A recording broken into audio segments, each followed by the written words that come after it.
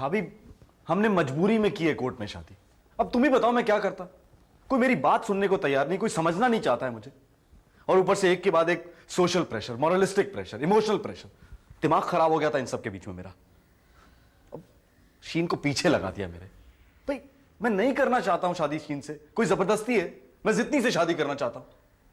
अब आप कहेंगे कि भाई शीन में क्या बुराई है, तो मैं कहता हूं कि जितनी में क्या बुराई है, बोलिए आप। अरे राजीव, मैं कहाँ कह रही हूँ, लेकिन इस घर में तो बस ऐसा ही है।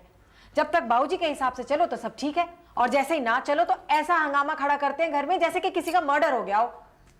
और ये जो बाबूजी बात करते हैं ना घर की इज्जत की, कि मैंने इज्जत खराब कर दी है, तो मैं पूछता हूं भाई मैंने क्या किया? सिर्फ शादी की है ना। आप तो कश्मीर से उजड़े हुए आए थे, आपका कोई यहां है नहीं, ना जान पहचान, ना दोस्त, ना रिश्तेदार। अरे जान पहचान और सर्कल तो उल्टा बढ़ रहा है इस रिश्ते से।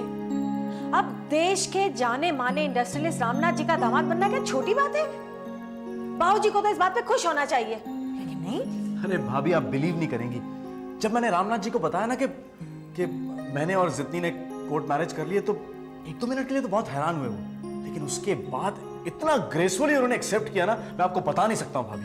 अरे ऐसे ही थोड़ी बन जाते हैं बड़े आदमी। बाकायदा मुझे आशीर्वाद दिया और मुझसे कहा कि जाओ राजीव बेटे, तुम अपने माँ और बाबूजी का आशीर्वाद लेकर आओ, उनसे डेट पूछो, मैं तुम्हारी शादी की खुशी में शानदार रिसेप्शन दूंगा और अपने बिजनेस सर्कल के सारे लोगों को बुलाऊंगा। खानदानी रईस हैं।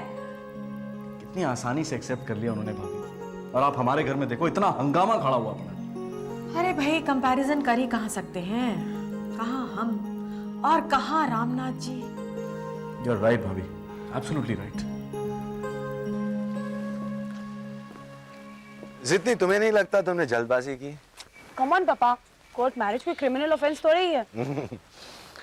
मैं कोर्ट मैरिज की नहीं, मैरिज की बात कर रहा हूँ। You think I am still a kid? अभी भी बच्ची हूँ मैं।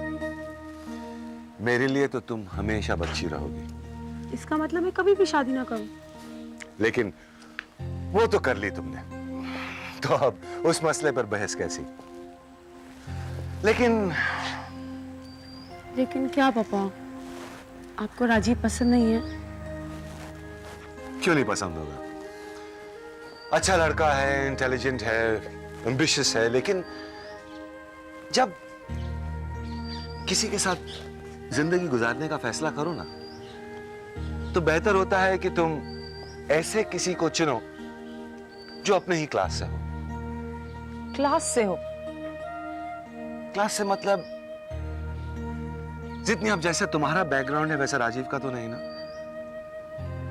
उससे क्या फर्क पड़ता है? पड़ता है, बहुत फर्क पड़ता है। और बात अमीरी गरीबी की नहीं है, बात संस्कारों की है, जो अलग अलग माहौल में अलग अलग होते हैं, जिसकी वजह से हमारे विचार अलग हो जाते हैं, हमारे सपने अलग हो जाते हैं, और good and bad, right and wrong, इनकी जजमेंट अलग अलग हो जाती है। और ये बात पहले 3-4 महीनों में जाहिर नहीं होती, लेकिन जब ये नशे वाला स्टेज खत्म होता है ना, तब रियलिटी सामने आके खड़ी होती है, और उस वक्त हैरानी होती है, ऐसा लगता है कि क्यों। नहीं पापा, मुझे राजीव से कोई तकलीफ नहीं होगी, कोई हैरानी नहीं होगी।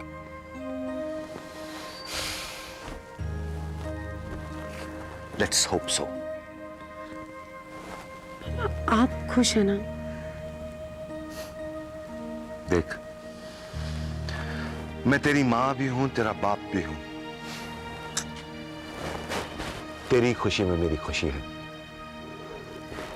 लेकिन क्या राजीव मैनेज कर पाएगा? पापा, आप राजीव को नहीं जानते, देखते जाइए, वो मेरे लिए क्या कुछ करने को तैयार नहीं होगा।